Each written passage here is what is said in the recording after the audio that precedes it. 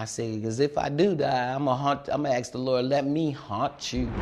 We so often hear about those that don't make it out of danger alive.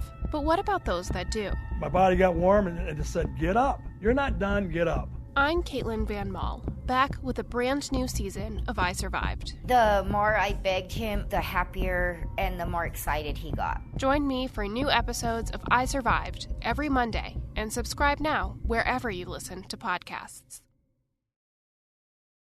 This episode of The Prosecutors is brought to you by Huggies Little Movers. Get your baby's butt into Huggies Little Movers. We got you, baby.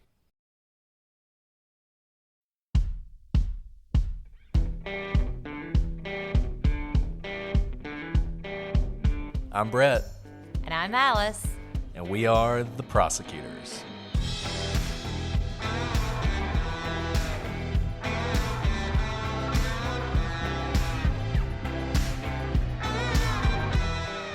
Today on The Prosecutors, this is the tale of two brothers and their polarizing experiences in the darkest places of humanity. One as a victim, and one as a perpetrator.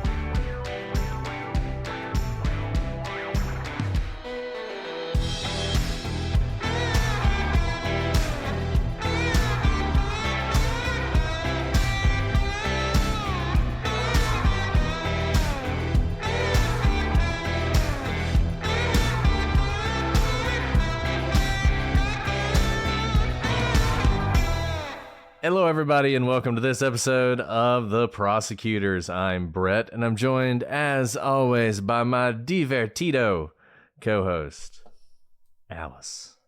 Divertido. I think it's divertida because I'm a female. Oh, I guess it would be. But we're not going to mess with your Spanish because you did a great job, my Alabama boy. Well, thank you. And I actually know what that word means. Thanks. Oh, I don't know how fun I am tonight.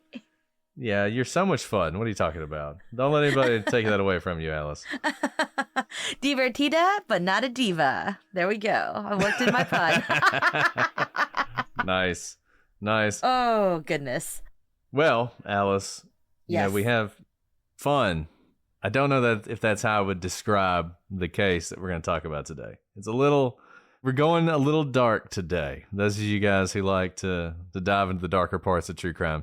The story we're going to talk about today is one of the darkest stories that I think we've come across. I mean, they're all sad. They're all tragic. It's true crime. Usually someone is involved in a crime, unless they're doing something like How the Moon is Hollow. But this one's rough. So just brace yourself for the next hour or so, because this is a tough story. I'm sorry. We won't do all the preface before it, but this is one of those cases where if you've had a tough day today, and you guys are all very hardworking people, I'm sure you've had tough days. This is one of those where it really puts everyone's life into perspective, because this family is just hit with so many punches and it never seems to stop. Yeah. And so today we're talking about the Stayner family, and in particular, two brothers who were a part of that family. And their story starts like many American families. Delbert and Kay Stayner, they got married. They settled in Merced, California, which is a secluded town known as the gateway to Yosemite. Sounds delightful, and I think their life was delightful for quite some time. Delbert worked as a mechanic at a local peach cannery, and Kay stayed home raising the couple's 5 children, 2 boys and 3 girls. But life for the Stayner family was far from idyllic.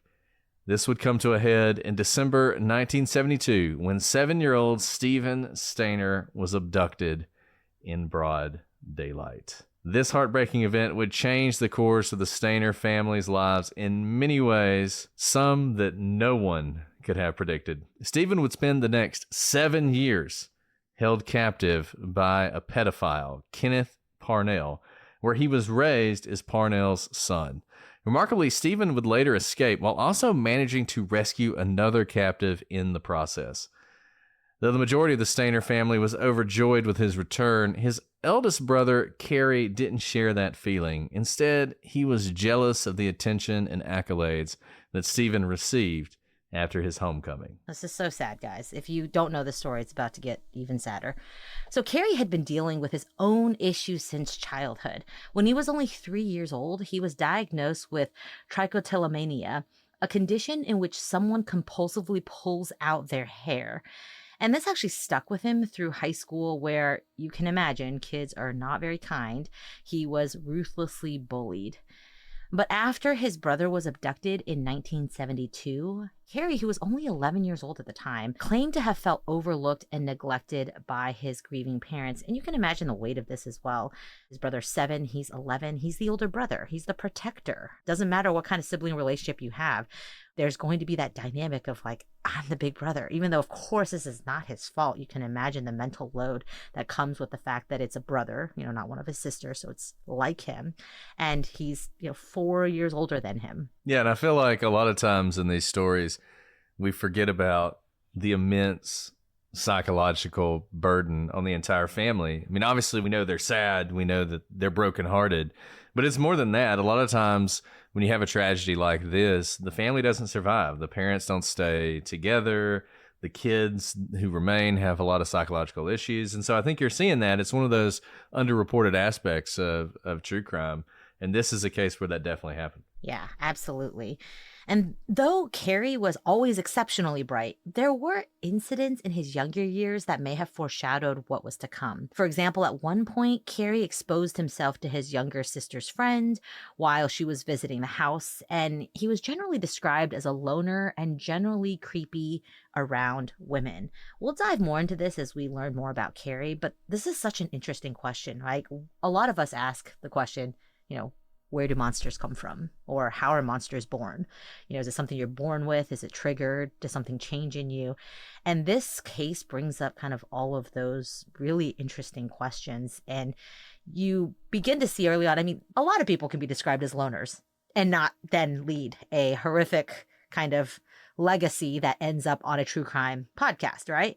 A lot of people can have mistakes and do bad things like expose themselves to their sister's friends, depending how old you are, depending in what context, right? Like, you guys have heard my terrible story of my 4-year-old child getting kicked out of camp because he spanked another kid's butt, right? Like, I don't think he's going to grow up to be, a subject of a true crime podcast, but kids do these things. And so this is not a perfect equation to know that you do these things or you have these characteristics and then you become X, Y, and Z.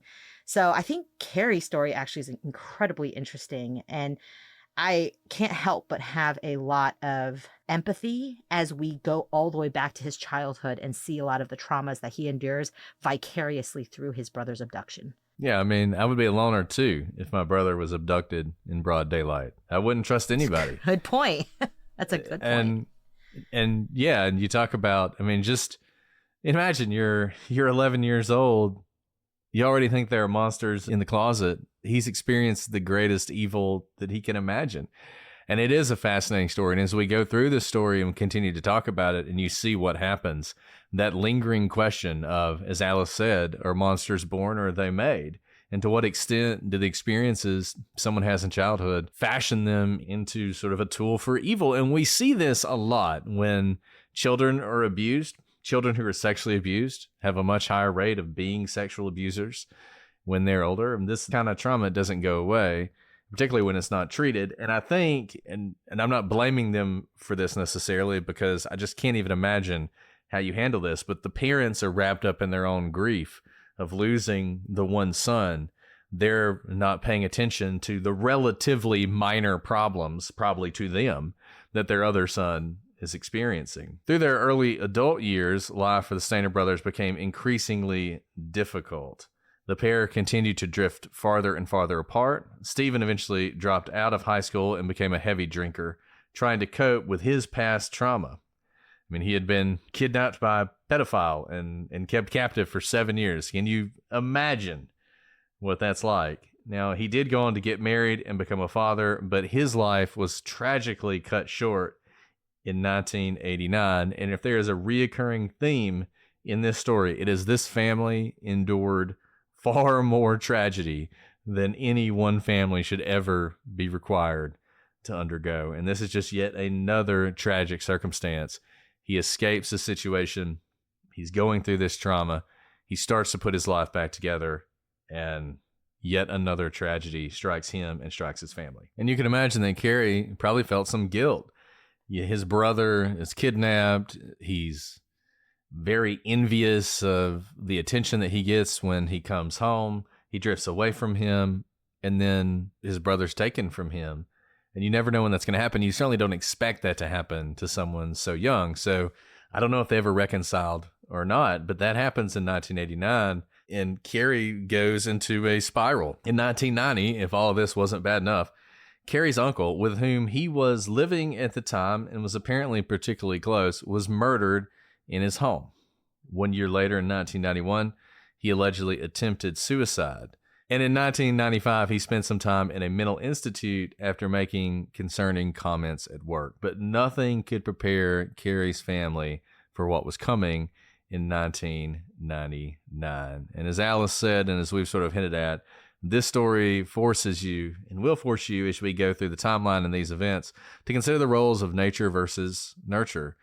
Was Cary born a monster, or did this profound impact of Stephen's abduction and many of the things that happened to him through his life influence the path that he would end up on? And the answer is not clear. I don't think this is a question we can answer, and I'm sure there's something in the middle, some combination of the two. And maybe the monster that was hiding in Cary was only able to escape because of the things that happened to him. But whatever the cause, the result would be as tragic as anything that happened to the Stayner family. Adding to this nature versus nurture issue is we usually get to see this, especially from the prosecutor's perspective, through mitigating evidence of the trauma that the person who's committing the crimes endured and how that impacts them. And obviously we deal with things like victim witness statements, and we see the impact that, a victim's family or even the defendant's own family, like their children, how they're impacted by what's going on. But usually we don't get to be faced with this question so directly, where the direct trauma of obviously the kidnapping by a pedophile and being held hostage for 7 years didn't happen directly to Cary. But that may not mean that it doesn't have some profound effect on him. It's just an interesting question that I don't think we typically get faced with. So just like all our other cases, I think it's really helpful to walk through the timeline here. We start on a fateful day in December 4th, 1972. Stephen Stayner is 7 years old, and he's walking home from school on Highway 140 in Merced, California, when he comes across a man handing out religious pamphlets.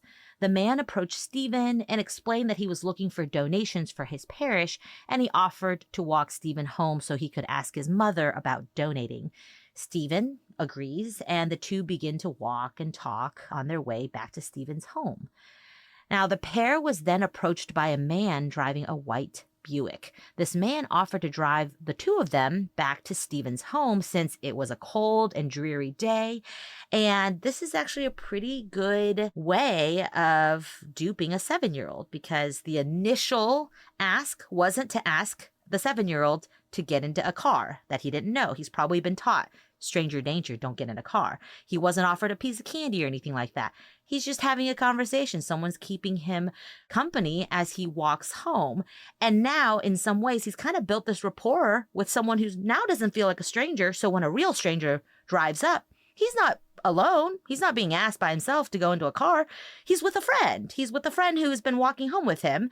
And you can see how it's a very smart ploy, because kids are taught certain things, and this one kind of like puts a couple steps in between what you normally teach children, which is don't get into cars with strangers.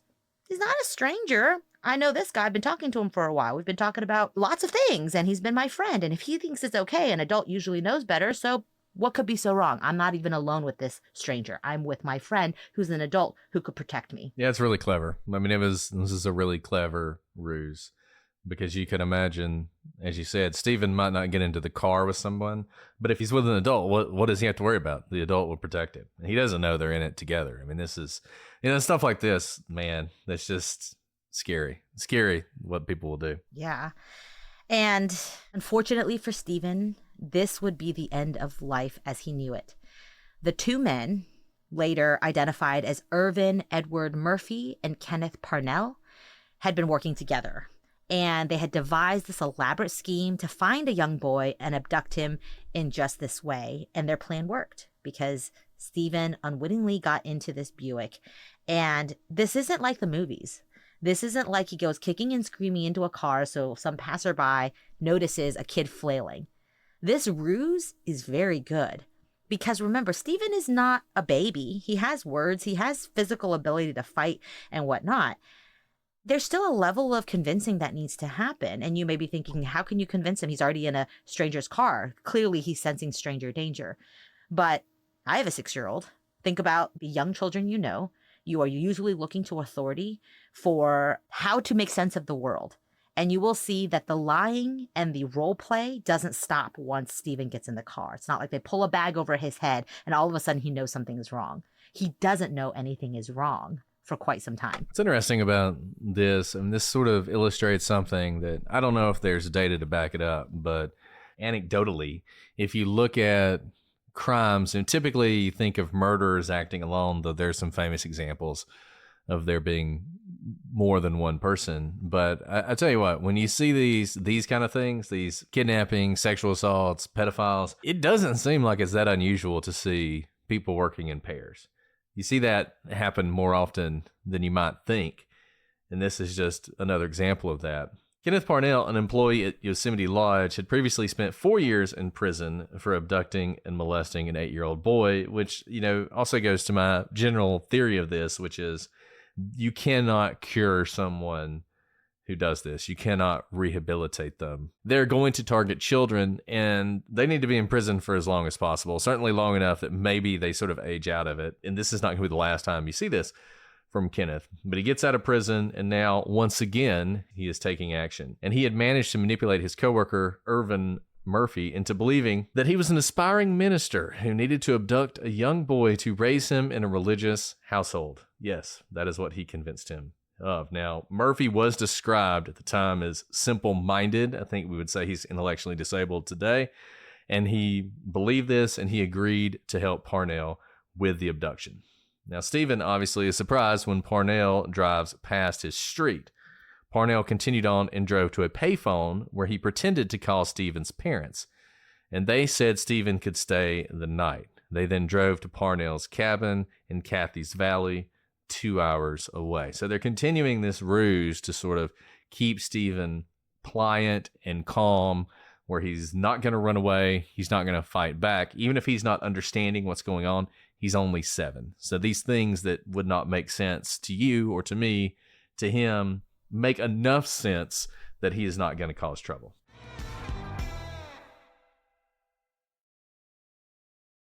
Guys, I remember the first time I got access to the internet, and it was way back in the day. Back when it made that screechy noise whenever it connected, and it took a long time, and everything downloaded really slow. At the time, we had chat rooms, and you would get into these chat rooms with these strangers, and I gotta tell you, young Brett did not know what to expect. A lot of it was pretty awful. And I didn't grow up with the internet the way it is today. I cannot even imagine what today's kids are seeing, hearing, and looking up. It's unnerving to think of everything they can do on their phone, which is why I want to tell you about this lifesaver for both parents and children, Gab. Gab is the leader in safe smartphones and watches for kids, teens, and tweens. With no social media apps, no internet browser, and GPS tracking, Gab devices were built from the ground up specifically for kids and teens and are the way to keep your kids safely connected. And Gab phones and watches are still tech that kids actually want. There's unlimited text and talk, a clean music streaming app, and over 100 third-party apps that can be installed at parents' discretion. And guys, it's so important to know where your kids are. So my niece is not even a preteen yet, much too impressionable to have free reign access to social media and the internet. But she dances with a professional company downtown in a major city, and I'm in charge of picking her up. I wanted to make sure I could reach her at any time and be able to reach her safely at all times during these pickup hours. But I didn't want to give her a phone where, people could be predators online. enter Gab. It's been a game changer. I'm able to reach her and know that she's safe with Gab even when I am not there. I really think that you guys will find that it is incredible. I can't recommend it enough, and you have to give them a try. This is the absolute best time to check them out because right now, Gab is offering $25 off any device to new customers with no contract required. That's $25 off any Gab smartphone or smartwatch. Just go to gab.com/prosecutors. That's where you'll get the best deal. That's gab.com/prosecutors. gab.com/prosecutors.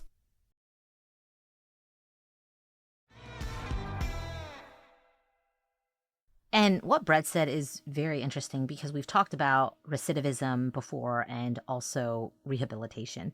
With violent crimes, the data does suggest that there is like a violent time in someone's life. They tend to be men, usually is when your testosterone is spiking in your 20s and 30s and even early 40s.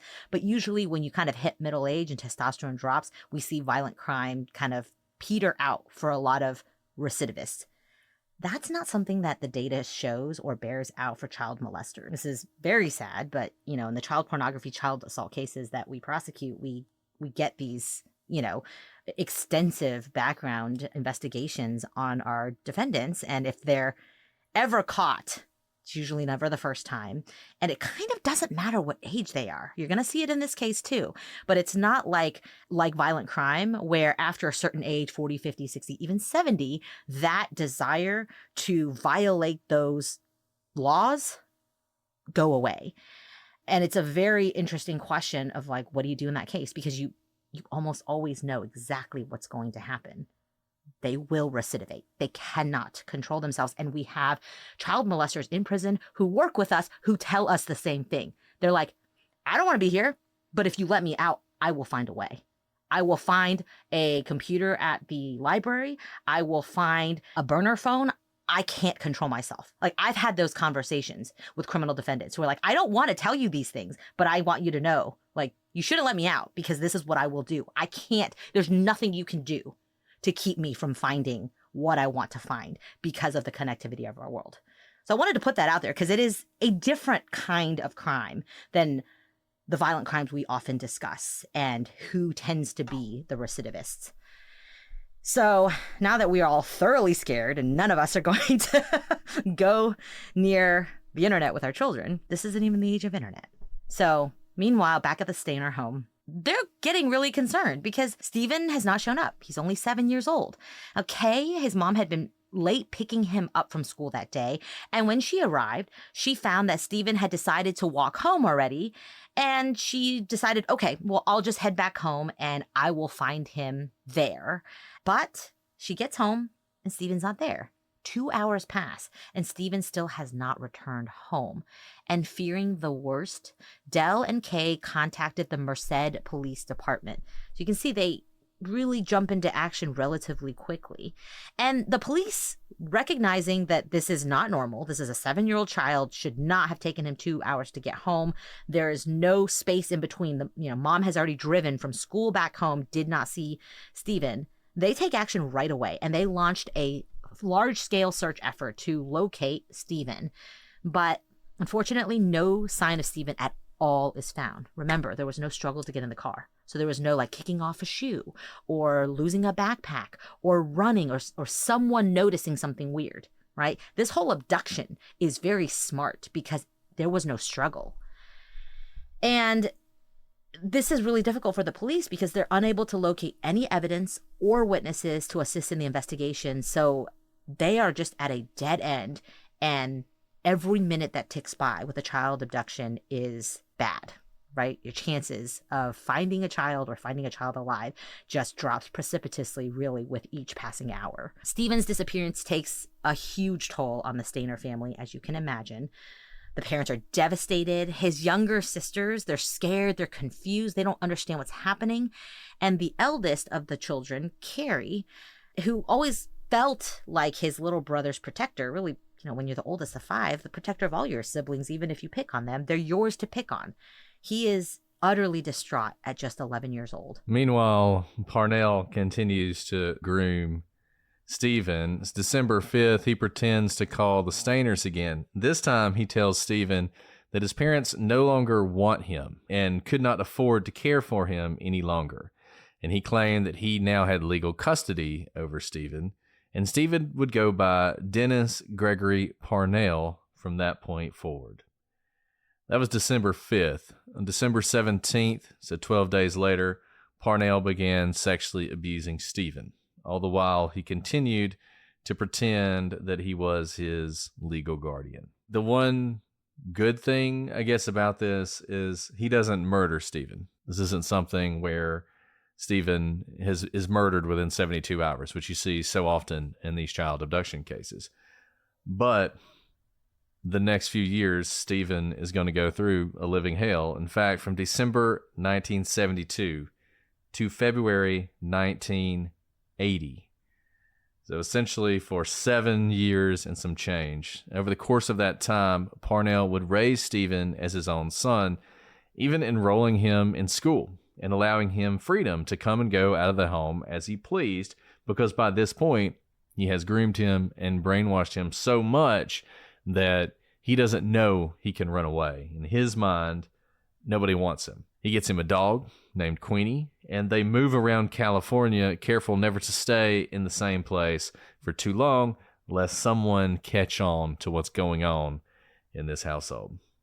The sexual abuse continues throughout his time with Parnell. So basically, over the course of these 7 years, he is constantly abusing Stephen. So, by 1980, Stephen is now 14 years old, and he's a freshman at Mendocino High School. And this is, I don't know, this is disturbing. At this point, he's aged out, essentially, for Parnell.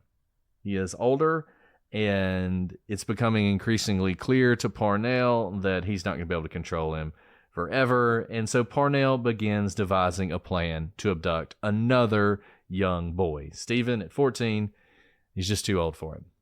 Now, much to Stephen's displeasure, Parnell also enlists his help in the abduction.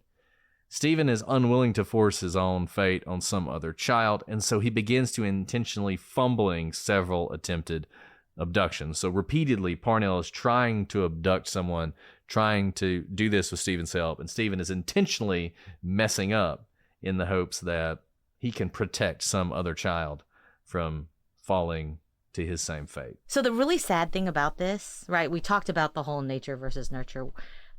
Obviously, we don't know a ton about Stephen because his life, so much of it was in captivity. But this part just like breaks my heart. We have seen this situation play out with criminal defendants a lot, where he could easily fall into the same trap. Like, let's not be the only victim here. Sure, my life sucks. Let me just help these guys. Maybe I can trade my freedom by getting another victim to take my place because they don't want a 14-year-old boy anyway. So let me just help them get a younger kid, and then maybe I can buy my freedom this way. Like, he doesn't want anyone to experience the tragedy and the utter horror that he does. And whatever faces him later in life, you know, the falling into alcohol dependence, which, like, if that's it, he wasn't beating anybody, he wasn't torturing animals, he wasn't abducting children, you know, for his own pleasure. Like, my goodness, it really is just so heartbreaking to think that he is making these choices and the same effect of his abuse, which could have easily broken him, is having a very different effect on his brother. And I'm not placing blame. It's just, I mean, let's talk about who the real, you know, monster is here. It's Kenneth Parnell. But that particular fact, it just always like gets me right in the gut. So take us to Valentine's Day. It's like a cruel day, right? It's supposed to be a wondrous day made maybe by Hallmark that we all celebrate love. And instead, on February 14th, 1980, Parnell is just frustrated with Stephen's mishaps. And so he coerces a local boy, Sean Poorman, into assisting with the abduction with the promise of drugs and alcohol. Basically, he's like, fine, Stephen, you're not going to help me. I'm going to use drugs and alcohol to get someone else to help me. And Unlike Stephen, who refuses to help Parnell with his vicious plans, Sean wanted drugs and alcohol. So he agreed, and the pair drove to Ukiah, California. And in an eerily similar scene, they also found a young boy walking home alone from school. I know in one of our Halloween episodes, we talked about the urban legend of like where we get check your trick-or-treat candy before you eat it. I mean, this is just like the poster child of don't walk home by yourself alone. But I don't really buy it. Like, it's so sad that these stories like this make us question everything about the very basis of our society, right? Something as simple as, why not walk home from school? But that's exactly what this young boy is doing. Now, Poorman got out of the car, and this time it's not such a smooth abduction. He forces this young boy into the backseat of Parnell's car, and the victim was Timmy White, and he was only 5 years old. Now, Parnell took Timmy back to his cabin in Mendocino County, and when Stephen got home from school that day, his heart just dropped because he was so sad to see Timmy there, knowing all too well the fate that would meet him in Parnell's care. It was like he'd been transported back 7 years, and he knew exactly what Timmy's life held for him, and it was horrendous. And over the course of the next 2 weeks, Stephen and Timmy grew closer, and Stephen really becomes Timmy's protector as much as he can. Remember, Stephen himself is being victimized this entire time. And Stephen is seeing Timmy go through what Stephen went through 7 years ago. He's watching Timmy pine for his family day in and day out. And he knew what he needed to do. He mustered the energy to do something he hadn't done for the last 7 years. He knew he had to escape Parnell in order to get Timmy home. I mean, how heroic is that? It is. An opportunity strikes on March 1st, 1980, when Parnell got a new job working overnights at the Palace Hotel, which was about 70 miles away from the cabin. So Stephen waited for Parnell to leave for work. And remember, Parnell trusted him. He let him come and go as he pleased. He thought he had him completely under his control. But once Parnell leaves, the two boys make their escape. They end up walking about half a mile before being picked up by a stranger. This stranger, not an evil person, who drives them 40 miles back to Ukiah. Now, if I'm the guy picking up the 14-year-old and the 5-year-old, I might ask more questions, but whatever. At this point in the story, I just want to give this guy a pass for actually taking them where he said he was going to take them and dropping them. Just get them home, man. Exactly. The boys were dropped in downtown Ukiah. Apologies if I'm not pronouncing that correctly. I can barely pronounce anything tonight. Where they wandered around for over 4 hours looking for the local police station. Once again, you'd think somebody would have stopped and helped these people, but when they still couldn't find it, they actually went to Timmy's babysitter's home since he wasn't sure how to get to his own house, which is just, the innocence. But she wasn't home, and so they continued walking, and they finally found the police department. Stephen told Timmy to go inside and tell the officers his name, but he was afraid and refused to leave Stephen's side. And what's really interesting about this is it almost sounds like if Timmy had gone inside, Stephen would have just left and gone back to Parnell's. And I don't know what would have happened if he'd have done that. And you know, that's so sad, right? Because again, we don't know what Stephen was thinking, but this whole thing was for Timmy. It was like this is me projecting, but it's almost like Stephen had lost all hope for his own future. But like Timmy he could save, right? Timmy hasn't had 7 years of this, but like, you know, you'll find out later, he doesn't even remember his own name, his own real name, right? He has been given a new identity. This is all he's known for 7 years, but something deep inside him is like, I can't let this happen to someone else, even if I'm too far gone. And that's just so devastating. So the boys go into the station together. Timmy identifies himself as Timmy White, but as Alice said, Stephen initially struggled to recall his identity, and he said something that would become famous, would actually later become the name of a 2-part movie about his kidnapping. I know my first name is Stephen. So that's on March 1st. And at this point, Stephen's life is going to change radically once again.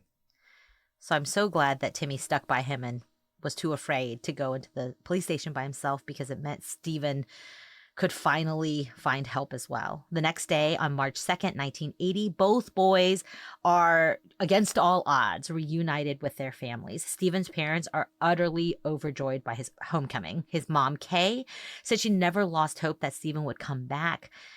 But as you can imagine, Stephen's return to normal life proved to be difficult for him. He faced significant bullying at school regarding the torment he was subjected to during his years of captivity. And this bullying eventually would lead him to drop out of school altogether. Can you imagine for being bullied for like something you had zero control over that was like utterly a crime, like as crimey as it gets? I mean, that's pretty much what bullying is. So I know. Kids can be terrible. Yeah. I know. It really is. But you can imagine it's really hard to do reentry into life. He's being bullied. So he does what a lot of people who've had traumatic situations like this happen. He drops out of school. And we know a lot more now about what trauma is like. But at the time, Stephen just wasn't provided with therapy to help him process what he'd gone through. And he didn't really have any coping mechanisms. I think a lot of people kind of thought, oh, well, you're back home. All is good now. No one's abusing you. Slot back into your old life. We now understand that's not how trauma works. Trauma, even though it may not be physical on your body, can leave scars for forever. And it is a wound just like if you were stabbed with a knife or hit with a bullet. And it's something that needs to be addressed, or it can continue to fester and cause more problems. And that's kind of what happened to Stephen. He didn't really have any tools to deal with what he'd endured, and so he started to self-medicate with alcohol. In addition, Stephen explained that he'd spent the past 7 years living life as an only child. I know this may sound weird, but that's kind of a big change. Now he has to come back home to being one of 5 kids. There's constant noise. There's little things like having to share your space. This is no small thing when you compound it with all the other adjustments into the reentry of quote unquote normal life. And, when he was abducted at 7 years old, he remembered that he and his oldest brother, Cary, were very close. But all of a sudden he comes back 7 years later, and not only has, the world around him changed, he's changed, but now Cary and he are no longer close. In fact, they have a really strained relationship, and Stephen can't quite process this. The last thing he remembered was this big brother who was everything to him.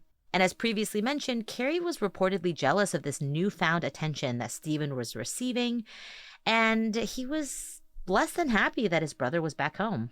But at least justice is going to be done in this case. It's in January 1982, Kenneth Parnell and Irvin Murphy, they've been arrested, and they're found guilty in Stephen's kidnapping.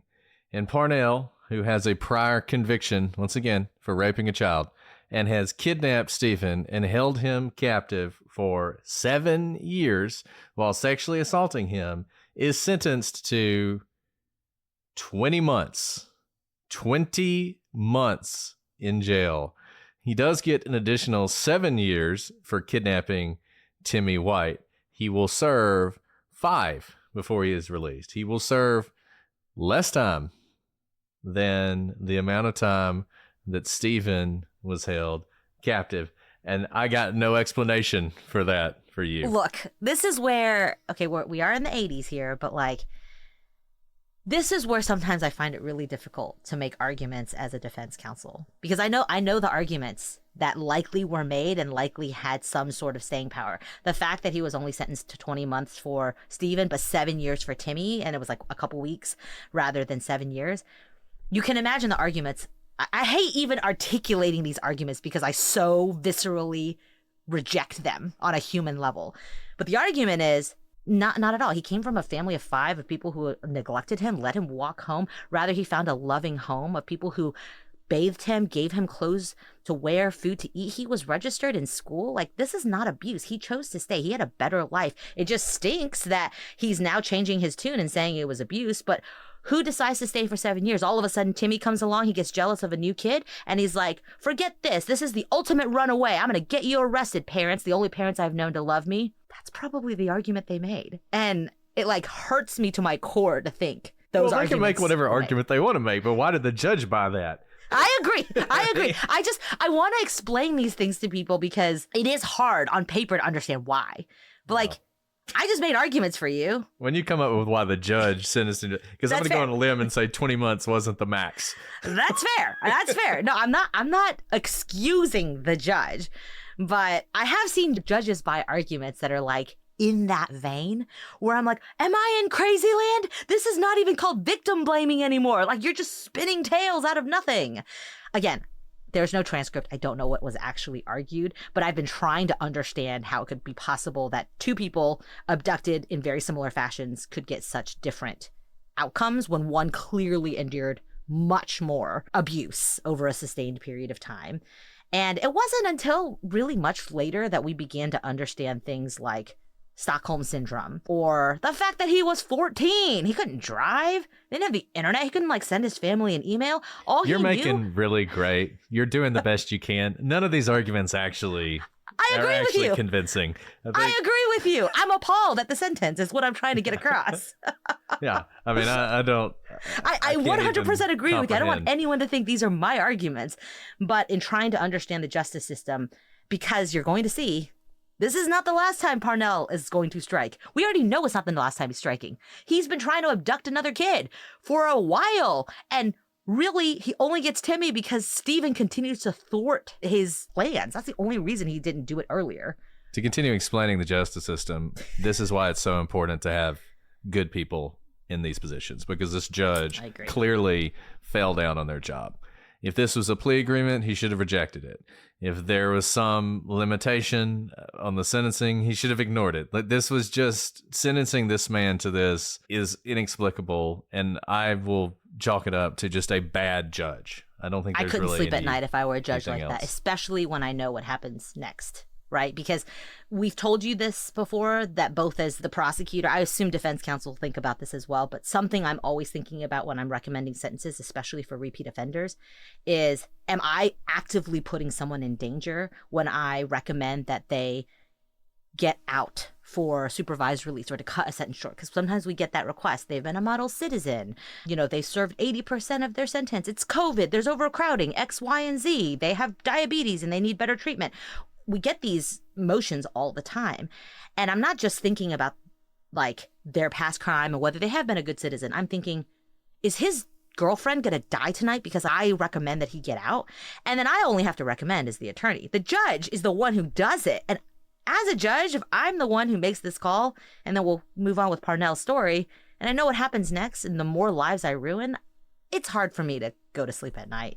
And I understand some judges who kind of change the way they sentence over time because they're faced with these situations where they let someone out and something horrific happens. So moving forward, in 1985, 20-year-old, at this point, Stephen, marries 17-year-old Jody Edmondson, and they would go on to welcome two children together, Ashley and Stephen Jr. So that's 1985. He's got a family now. He's overcoming this trauma. Things are starting to come together. Then September 16th, 1989. Stephen is riding home from work on his motorcycle when a car pulls suddenly onto the highway. Stephen, who was not wearing a helmet, struck the vehicle and was killed from massive head trauma. He was only 24 years old.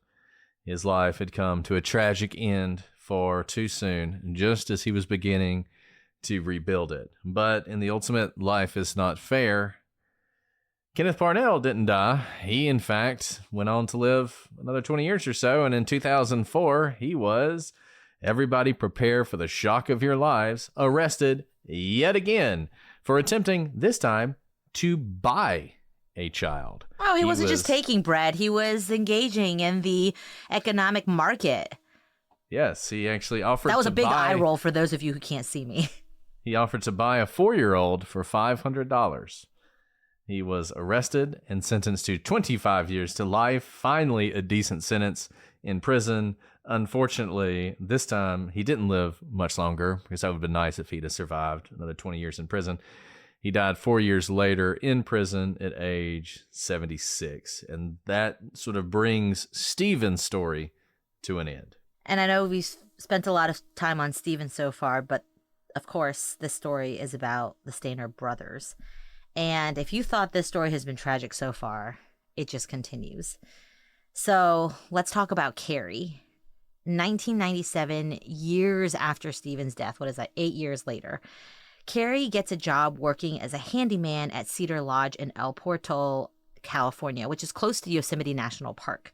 He lived in a small apartment at the lodge above the restaurant. And this is worth noting that obviously it's always devastating, well, first to have your brother like abducted and held captive for 7 years, but then to get him back and then to suddenly lose him to seemingly a senseless accident, right? It was just a car accident. It was a motorcycle accident. But nothing really comes on the scene criminal history wise for Cary during this almost decade. But so he gets this job working at a lodge, and he was by all accounts a good employee during his time at the Cedar Lodge. And there were no reports of anything out of the ordinary, no bizarre behavior, no one calling him a loner, no one reporting like, hey, this creepy guy works here. He was just Cary. In fact, he was reported to be friendly with his coworkers, and he often spent time hanging out with them outside of work. So again, not a loner.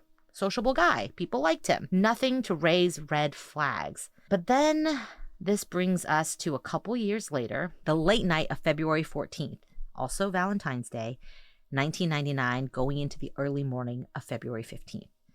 So again, we mentioned this is the Yosemite area. There are a lot of tourists. And there are 3 tourists, in fact.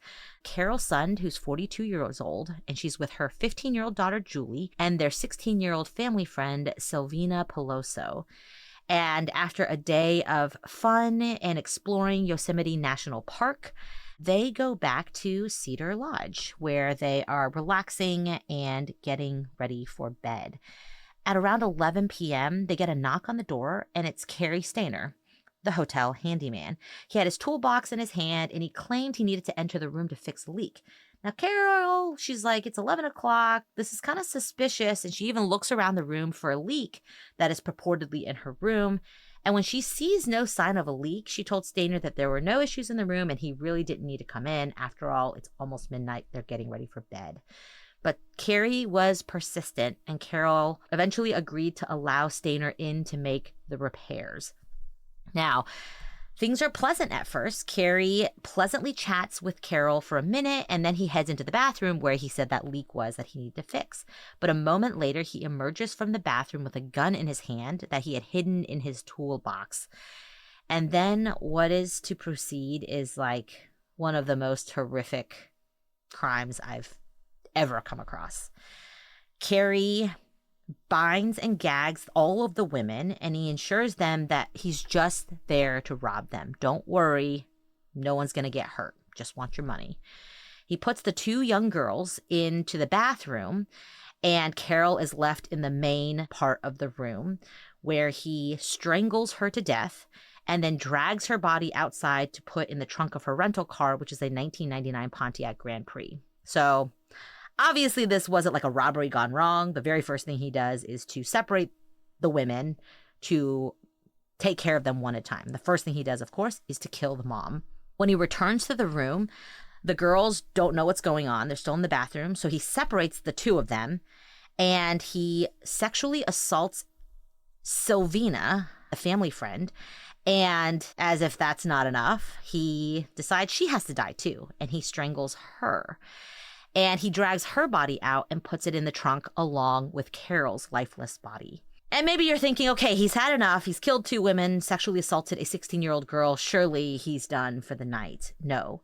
He goes back into the hotel room and he brings out Julie, the 15-year-old, and he sexually assaults her until around 4 a.m. And that's when he forces Julie out of the hotel room and into the front seat of the rental car. At this point, Julie has already endured just unimaginable torture at the hands of Cary, but she has no idea that she is sitting in a car with her mother and friend murdered in the trunk of the car she's sitting in. And after they drive around for some time, Cary pulls into an isolated parking lot in Moccasin, California, and he gets out of the car and still no mercy. He carries Julie to the top of the hill at Don Pedro Reservoir, which is sadly a beautiful overlook, but it is not a beautiful ending for Julie because he slits her throat, and it's not just a mere flesh wound. It's such a vicious slit that it nearly decapitates her. And then he leaves her body in the underbrush, and he ditches the car with Carol and Sylvina's bodies just a few hundred yards away off of a logging road. I mean, this happens in the course of like 5 hours. 3 brutal, brutal murders, 2 horrific sexual assaults, and just utter disregard for life.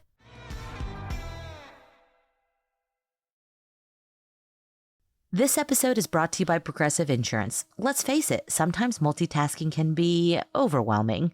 Like when your favorite podcast is playing and the person next to you is talking and your car fan is blasting, all while you're trying to find the perfect parking spot. But then again, sometimes multitasking is easy, like quoting with Progressive Insurance. They do the hard work of comparing rates so you can find a great rate that works for you, even if it's not with them. Give their nifty comparison tool a try, and you might just find getting the rate and coverage you deserve is easy. All you need to do is visit Progressive's website to get a quote with all the coverages you want, like comprehensive and collision coverage or personal injury protection.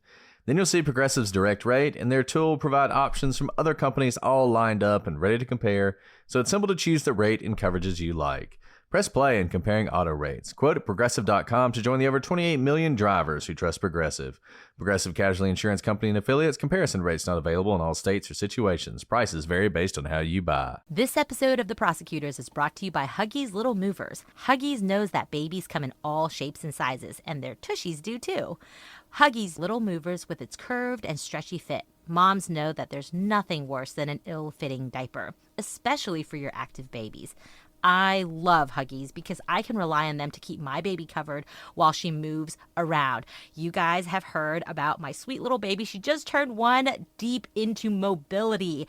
I am so excited about Huggies Little Movers because she can roll around, jump around, climb, which is everything she's doing. And I know that she is covered, and so am I in the cleanup. And we all want the very best for our babies, and that's Huggies. Huggies Little Movers are curved, so babies feel comfy no matter how much they're moving around. And they're moving around a lot. They also offer up to 12-hour protection against leaks, which is a game changer. Get your baby's butt into Huggies Little Movers. We got you, baby.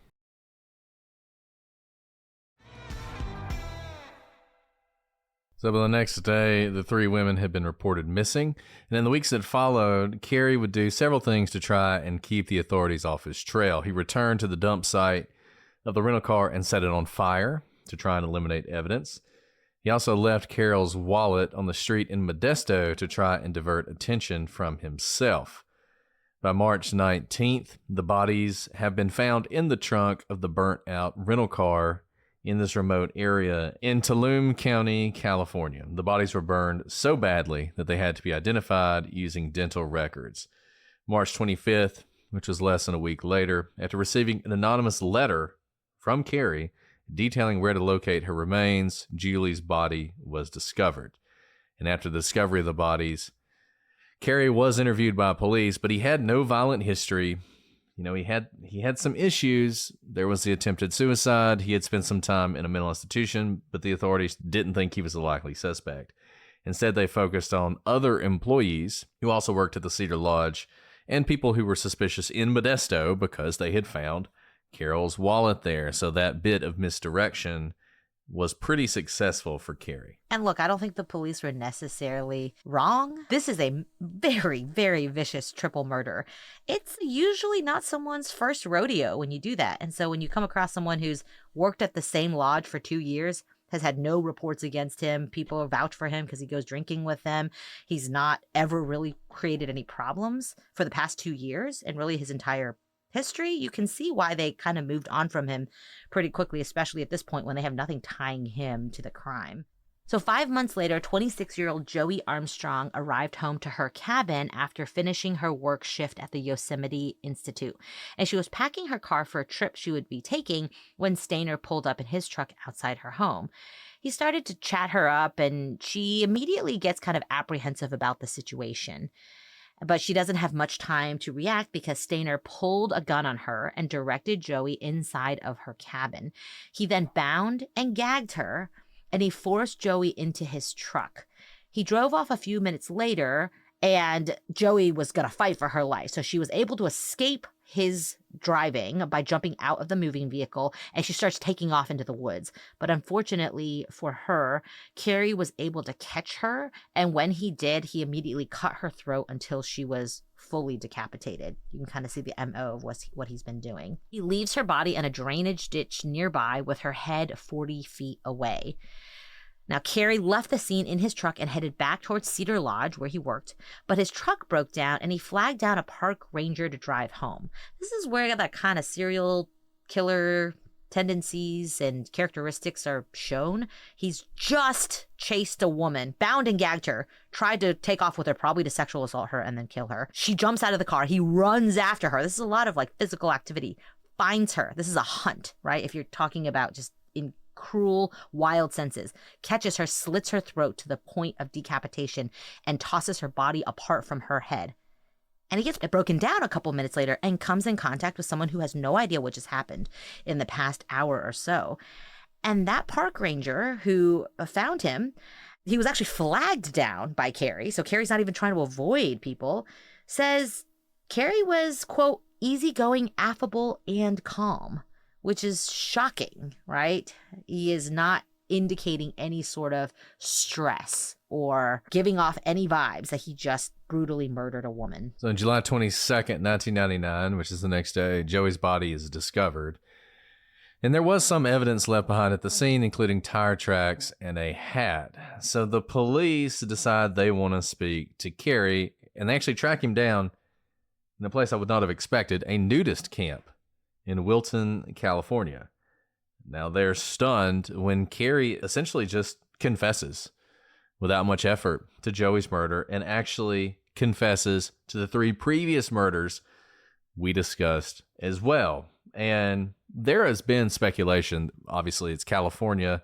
There are a lot of unsolved murders in California. There's been a lot of speculation about his involvement in other crimes that happened earlier in the 90s. It's obviously possible he was involved in some of those. He's never been directly tied to any of them. But it is interesting that he just immediately confesses to these 4 murders when it's not clear that he was put in a position where he had to. So I'm not entirely sure whether or not he did commit earlier crimes. As Alice said, this is a brutal crime to be your first, but I mean, not to be flippant about it, but you got to start somewhere, right? And I think one thing that is a myth to a certain extent is that people don't commit crimes that are pretty awful for their first crime. We see people say that a lot, but we see exceptions to that to the extent it is a rule a lot as well. And he would go on to explain that he had fantasized about murdering women for years and finally just gave in to his urges. And he did not have a motive that he could offer. He said these women were in the wrong place at the wrong time. He said if he could take it back, he would, that he really, could not explain why he did it, that it was entirely senseless. He just didn't even have a reason, which is not satisfying to anyone, but honestly is something you hear repeatedly from people who commit crimes like this. They can't really give you a reason beyond this just urge to be violent as to why they did what they did. There's some interesting little twists here in the legal proceedings that follow. On August 6th, he will plead not guilty to the murder of Joey Armstrong, which is to be expected. Initial show up, plead not guilty, work out your deal, which he does. In September 13th, 2002, he changes his plea. He enters his guilty plea for the murder, and he has an agreement that gives him a life sentence without the possibility of parole, avoiding, for the moment, the death penalty. But what is strange about this is while this is all going on, there are the other 3 murders that are being charged as well. And I'm not sure if it's just a different jurisdiction and a different prosecutor and a different view on the murders because there's 3 of them, but a similar deal apparently is not offered. And in fact, he will plead not guilty by reason of insanity for the murders of Carol and Julie and Silvina Peloso. He goes to trial on this claim, and July 22nd, 2002, the jury will hear the taped confession in which Stayner describes how he brutally murdered Carol, strangled the 16-year-old Silvina Peloso in a motel bathroom, and then sexually assaulted Julie for hours before brutally cutting her throat. These are the kind of facts that are going to make it difficult for any jury to find someone not guilty, even if it is by reason of insanity. So obviously he goes to trial and he does put up a defense. So on July 24th, 2002, the defense tried to argue that this confession the jury just heard had been coerced. But the rebuttal there is that the court also heard a recording in which Cary made a list of demands he wanted before giving the confession. So there's the confession, but then he also gave a list of things he wanted in exchange for the confession. And what he asked for is nothing short of, disturbing. He demanded that his parents be given the reward money, that he be incarcerated at a prison near his parents' home. We'll come back to that. I think that says a lot about kind of his mental space and his family. But then he also asked that he be given a large cachet of child pornography. Now, the prosecution had a really good response to the coercion argument because Cary's demands were not met, but he still confessed, which it made it really difficult for the defense to say that the confession was coerced when, yeah, he did demand a bunch of stuff, but none of it was given to him. So you can't possibly say that he was coerced because despite not meeting those demands, he still confessed. And then a shocker, I think, to no one, he is found guilty of 3 charges of first-degree murder. The jury took about 6 hours over the course of 2 days to reach that conclusion, and he would be sentenced to death for his crimes. Now, he remains on death row at San Quentin, and there hasn't been an execution in California since 2006, so there hasn't been any execution date set, and it is likely that he will die in prison. And that sort of brings his story to an end, but there are a few other things that are worth discussing because this tragedy, we haven't yet fully explored it, which I know is hard to believe, but it's true. We talked about the sexual abuse that Stephen suffered. Apparently, at least according to some reports, that is not the only sexual abuse that was ongoing in the Stayner household. It has been reported that there was actually a long history of sexual abuse, including by Delbert Stayner, who was the father of both boys. He had reportedly been sexually abusing his 3 daughters, and he was actually forced to complete court-ordered therapy in 1986 as a result of these allegations, which I think tells you, number one, they are probably true, and number two, once again, I don't know why it took us so long to decide that sexually abusing children is a crime for which one should go to prison for long periods of time, but apparently he was able to get away with just some court-ordered therapy.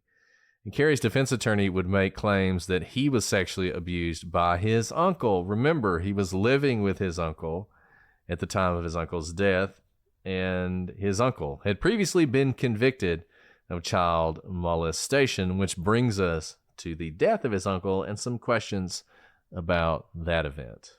Right. So you remember we told you that the uncle, Jesse Stayner, was murdered in his own home in 1990. Now, Jesse had come home at lunchtime and he was shot with his own shotgun when he apparently walked in on a burglary. At least that's what it looked like. Jesse, as we've said, was the uncle of Cary, the one who is Cary's defense at least alleges sexually molested Cary. And Cary had been living with him at the time of the murder. Now, Cary was questioned after his uncle's murder, but he was cleared as a suspect initially. And we don't have much more on that case, but it does remain unsolved to this day. I totally think he did it. Yeah. I think if you look at the timing, so his brother dies in 1989. This is in 1990. At the time, the police had no reason to think Cary was violent or anything else. And they chalked this up to just a simple burglary gone wrong. And maybe it was, but I think what likely happened here was that the death of his brother and the emotions there and the fact that his uncle most likely was sexually abusing him came together in this moment where he murders his uncle. And I think that was his first murder. And then he goes on to do these other things later. And you'll never prove that, obviously, unless Cary admits to it. But given the circumstances, I think it is likely that he is the one who killed his uncle. You know, you can imagine, whereas his later murders come out of this, desire to abuse and murder women, as he has articulated, this doesn't fit that mold. But you can imagine what his brother's death might trigger. If, in fact, he was living with his uncle who was molesting him, in a lot of ways, his life was paralleling what Parnell did to Stephen, for those 7 years. And he sees his brother basically escape this tragic hostage situations only to be met with a senseless death. And maybe he was like taking matters into his own hands in the same way that it wasn't until Timmy came along that it sparked Stephen to be able to like do the thing to save himself, right? So you can imagine this kind of ties in. So I agree with you. I think the fact that it's still unsolved, that he was living with Cary, that there's these allegations, which the allegations haven't come from police reports, so they would have had to have come from Cary telling his defense attorney this, that his uncle molested him, all seems to point to Cary doing it. Another strange aspect of this case that you may have picked up on is maybe random, maybe not, and that's Valentine's Day. Timothy White was abducted by Parnell on Valentine's Day in 1980, and this is what prompts Stephen Stayner to start planning the escape. After 7 years of abuse, he sees Timmy. He cannot imagine letting Timmy live the same abuse that he still has, and from that day is when he gets basically the oomph and the courage to save Timmy and in the process save himself from Parnell. And obviously it's not the same person, but interestingly, Cary Stayner would later commit that triple murder on Valentine's Day night in 1999. Might just be random. I think I've seen psychologist reports say that Valentine's Day in particular, because of what it stands for, happiness, loves, having someone in your life you care about, can be a trigger for people who are perhaps already on the edge of something like this. So, I don't know, think about that before you make plans to go out on Valentine's Day. And look, this is a terrible case in so many ways. It's a fascinating case if you can sort of separate yourself from the tragedy, which is very difficult to do. From the perspective of the psychology of this, of exactly what was going on, the triggers for Cary, if you're someone who's interested in what creates a serial killer, this case, I think, it's not a rabbit hole. It's like a black hole you can get sucked into. I can imagine there have been a lot of studies. This seems like the kind of case that if you're in a criminology class or like a criminal psychology class would be half the class. You could talk about the ins and outs of this case. Absolute tragedy. Incredible that all this could happen to one family. It's the kind of story that doesn't even seem real. It doesn't seem possible, and yet you have this happening. And I can only hope that the rest of the Stayner family has managed to escape the gravity of this. These events are things that they don't stop with the initial victims. They spiral out, and they can spiral out for generations. And I hope that it hasn't happened, because this group of people deserve some peace after everything that's happened, and so do the victims of Cary. Well, that was a terrible one, Alice. I'm not sure why we do this. Do you want to do some questions to try and lighten the load? I think we need to. We do. I'm so sad. I know. I'm so deeply sad, because Cary's story in and of itself could have been an entire podcast, and then Stephen's story could have been an entire podcast. Timmy's could have been an entire podcast. And for them to all be interconnected is just like tragedy upon tragedy. It really is. And we'd love to hear your thoughts on this case. Shoot us an email, prosecutorspod@gmail.com, @prosecutorspod for all your social media. Prosecutorspodcast.com is our website. Check us out there as well. And if you leave a 5-star review on Apple, or really anywhere else, but particularly Apple is where we see them most. If you leave it somewhere else, email it to me. And you leave a question, we will answer it. And, some of your questions, I'm not really sure what you guys are thinking, but we made this deal, so we have to honor it. We have to honor. We got to answer these questions. Guys, this is wide open. This one, Alice, is all on you. Oh, and no. I'm not sure afraid. I think you brought this up at some point, actually. So you're saying I brought this on myself? You did. I think this is related to something your mother once said. Oh, okay. This is from Nick Party of 6. And they say, Alice, can you please tell us how you say tramp stamp in Chinese? This does come from a story that I said. For those of you who may not remember this story, I don't remember in what context I said this, but I know exactly what I said. Was my mom, I don't think I needed a lot of parenting. I was pretty strict on myself, but her immigrant parenting style was, you can do whatever you want. You can get a nose ring, you can get a tongue ring, you can get tattoos, you can get a tramp stamp, but whatever you do, I will do it too. And so that was the context. And so I did not get any of those things because it was horrifying as a 15-year-old to think that your mother would be walking around with a butterfly on her lower back and showing it to your friends. Not that I really considered that, but she made sure I didn't. So that's the quick story. You want to know something funny? So I only speak Mandarin to my mom, like growing up and still. Sometimes when I'm like, in public, I might say it in English so people don't think we're like, plotting some terrorist takeover. But I remember that specific story because we were speaking in all Mandarin and she literally broke out the English words tramp stamp. And I lost it because I did not know my mother knew the English words tramp stamp when she doesn't even know how to say, like, where is the bathroom in English, but she knew tramp stamp. And I lost it. And that's why that part of the story is not hyperbole at all. So I don't know how to say tramp stamp in Mandarin because my mother really whipped out the English words on that one. And I should ask her. I'm going to ask her that tonight and I'll let you know next time. Next time you talk to your mom, find out tramp stamp in Chinese and Mandarin, and you can come back and share that. Next time. Sorry, Party of Six. I will answer that question next time because now I kind of want to know. Okay. Keeping with the very serious questions. This is from Kepi. That was a helpful question, by the way. Yes. This is making me feel much better. Kepi would like to know, would you rather have to fight an alien or a demon? Assuming both are hostile. This is a hotly debated one in my friend group. Wow, that's dark. Brett, I think I know which one you would do. I don't know. Why don't you answer first? Well, I mean, I think I would rather fight a demon, right? Because we have tools to fight a demon. We don't have tools to fight an alien. Exactly. You can fight a demon. Listen to Exorcist Files, y'all. Exactly. But if it's an alien, I mean, there's all sorts of problems there. He may not comply with gravity.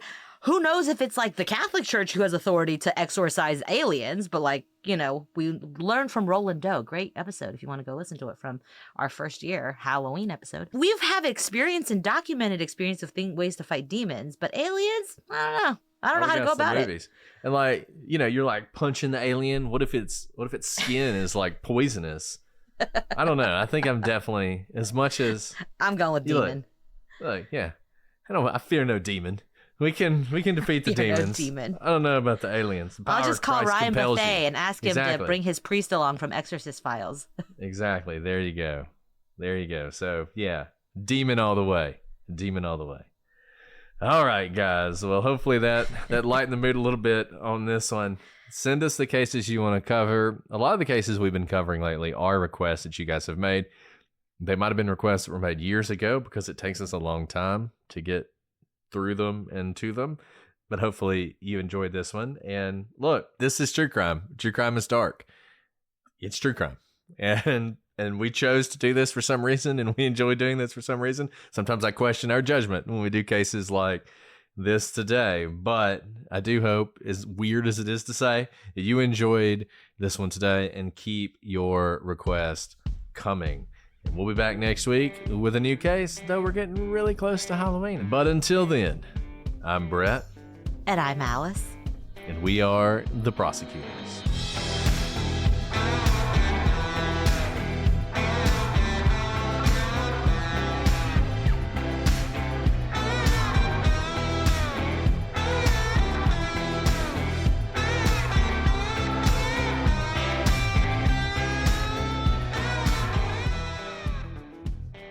Okay, let's see. For anyone who's following, I wanted to report that 2 weeks ago, throw up immunity did not reach us on the first week of school, so we are back into round 2 of stomach virus. I have the monitor with me because I fully expect 1 to 3 children throw up tonight. I just wanted to bring you guys into my reality in case you're there with me, because I welcome it. Hey, Heather! Heather's here.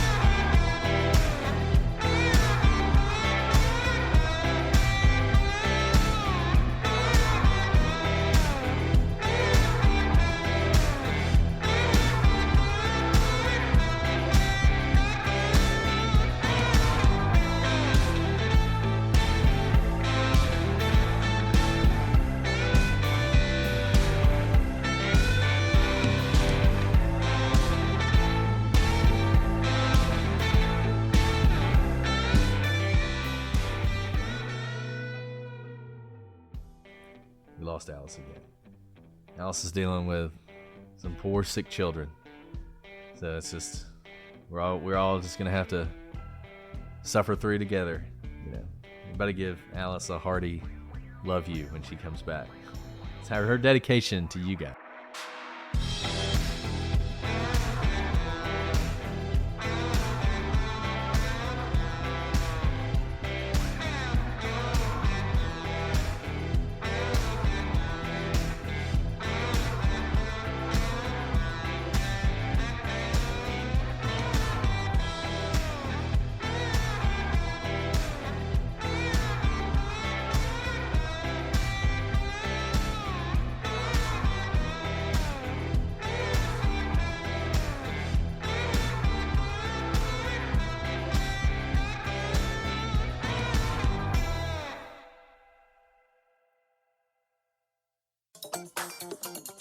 I love reality TV on Pluto TV. Same, and I love that it's free. It gives me the freedom to watch Bravo's Real Housewives Vault channel. I'm totally free to watch Bad Girls Club. I'm free for Jersey Shore. Love and Hip Hop, I'm free all day. Survivor, I'm free all night. With hundreds of free reality shows, you are totally free to watch what you love on Pluto TV. Pluto TV. Stream now, pay never.